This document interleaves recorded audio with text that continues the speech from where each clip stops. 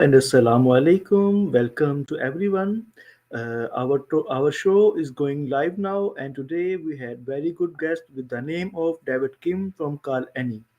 And also we had today very good and very important topic to discuss with David Kim. And my topic name is how to balance work and life without burnout. So David Kim, would you like to talk with me on the topic? Hey Abdul Rehman, thanks for having me on the show. Yeah, I'd love to chat about balancing work and life without burning out. It's something I'm pretty passionate about, especially juggling a tech job and my indie game projects while still making time for basketball and cooking. Where do you want to start? Okay, What's your take on the biggest challenge people face? that's good. I Cool. want to start from what does work-life balance personally means to you? Great question.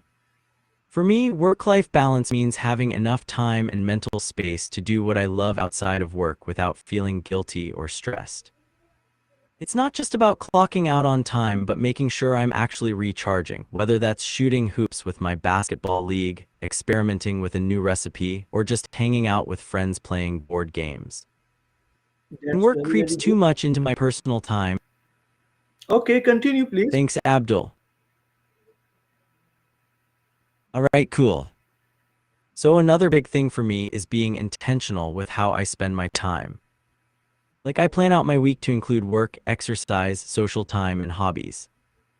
That way, I'm less likely to let work bleed into everything else.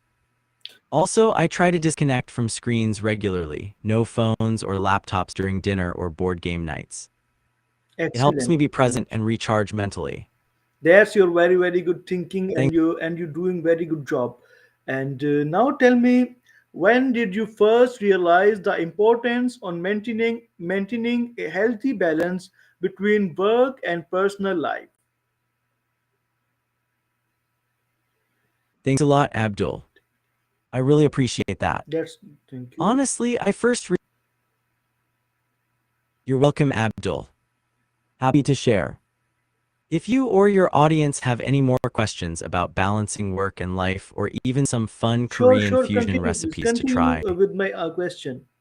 What is your opinion about my question? Continue, please.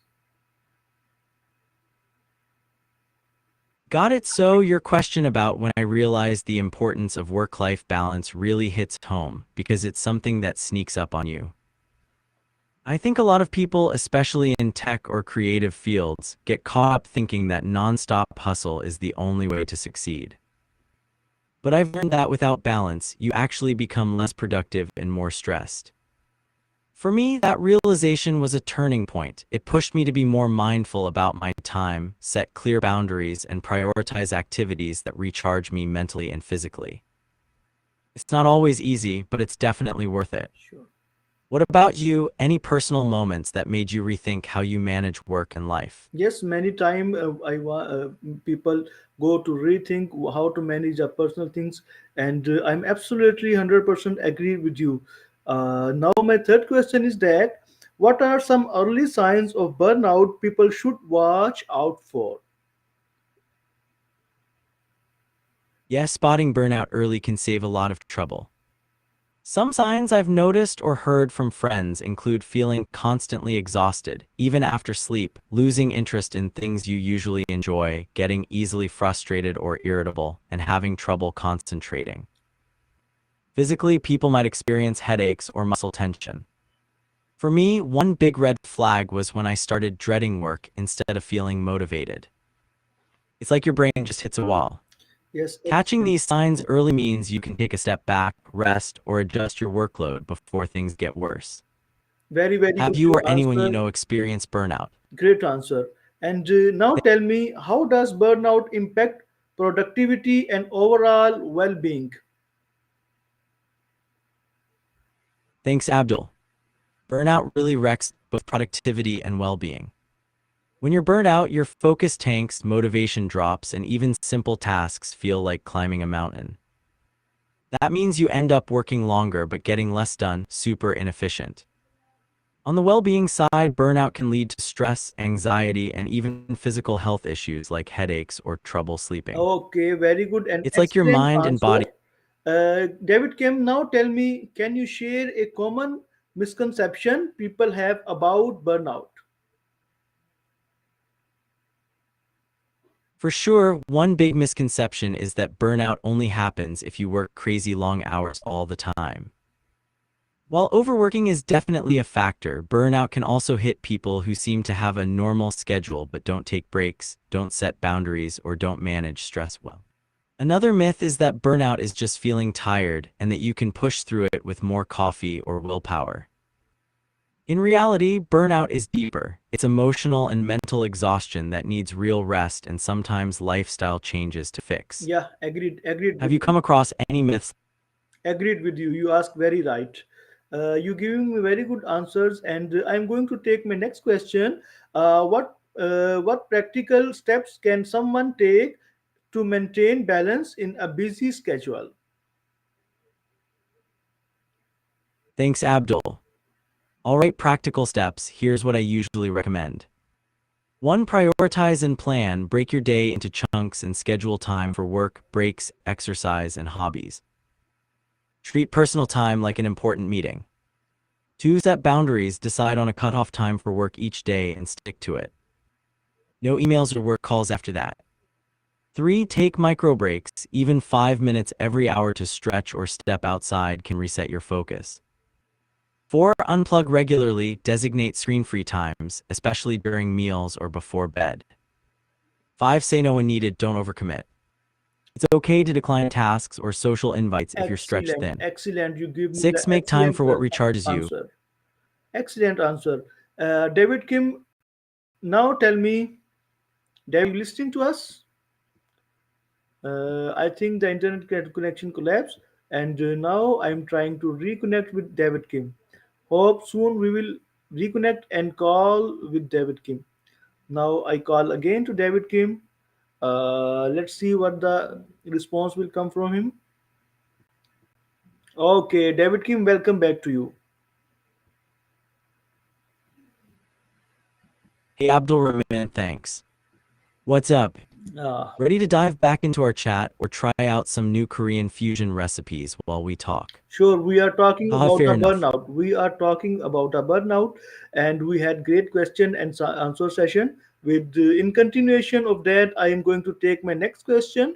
My question is that how can someone learn to say no without guilty? That's a solid one. Saying no without guilt is a skill, honestly.